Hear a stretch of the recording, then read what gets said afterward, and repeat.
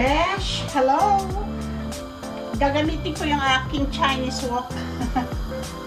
Ngayong araw na to, gawa tayo ng bihon, pancit bihon. Ganito ako gumawa ng pancit bihon. Yung ating, gagawa muna ako ng omelette. Sinison ko po siya ng salt and pepper. Ayan.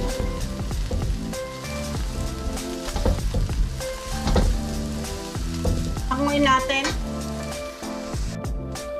Ngayon, magsapay tayo ng garlic and onion.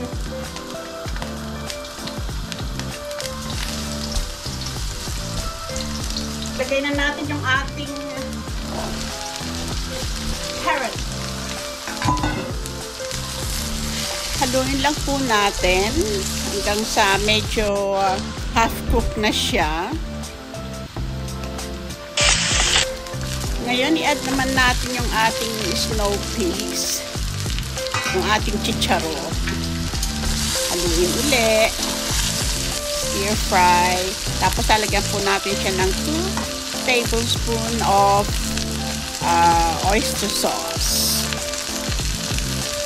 And, haluin na po ulit natin. So, well combined.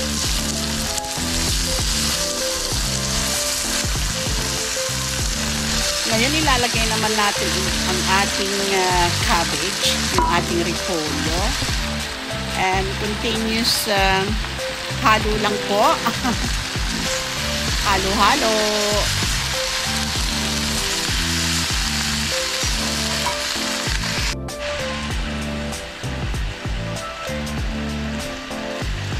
Ilagay na po natin yung ating red paprika na hiniwa.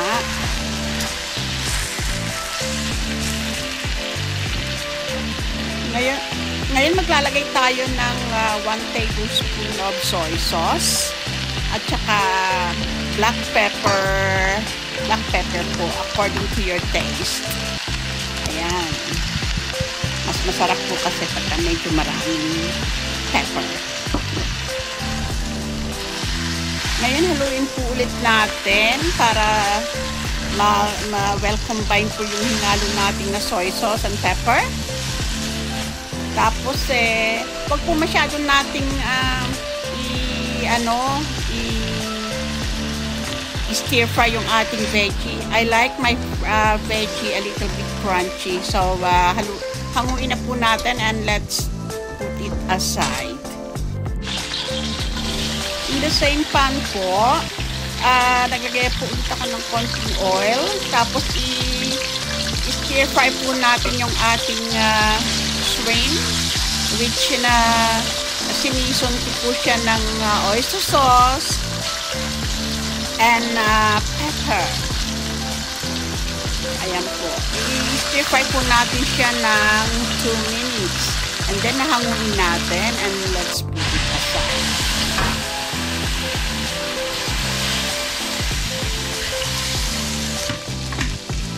So, in the same wok po, naglagay tayo ulit ng 2 tablespoons of oil. Ayan. And vegetable oil po ginamit ko.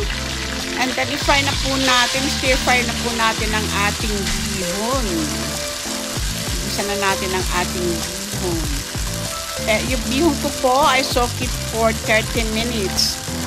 Tapos, sinala ko siya. Kaya malambot na siya. So, stir-fry lang po natin. And then, let's put 2 tablespoons of oyster sauce. Yan, haluin po natin mainam para mag-well combine ang ating oyster sauce sa bihon. Then, i-mix na po natin lahat yung ating mga in-stir-fry na ingredient. Vegetables, yung ating shrimp, and mix it well. Ganito na po ang itsura. Ganito ang ating pancit bihon gisado. So thank you po for watching. Yung mga hindi pa po dyan nakapag-subscribe, subscribe na po kayo. And thank you po sa panonood sa akin pong simpleng pagluluto. Happy cooking! Bye!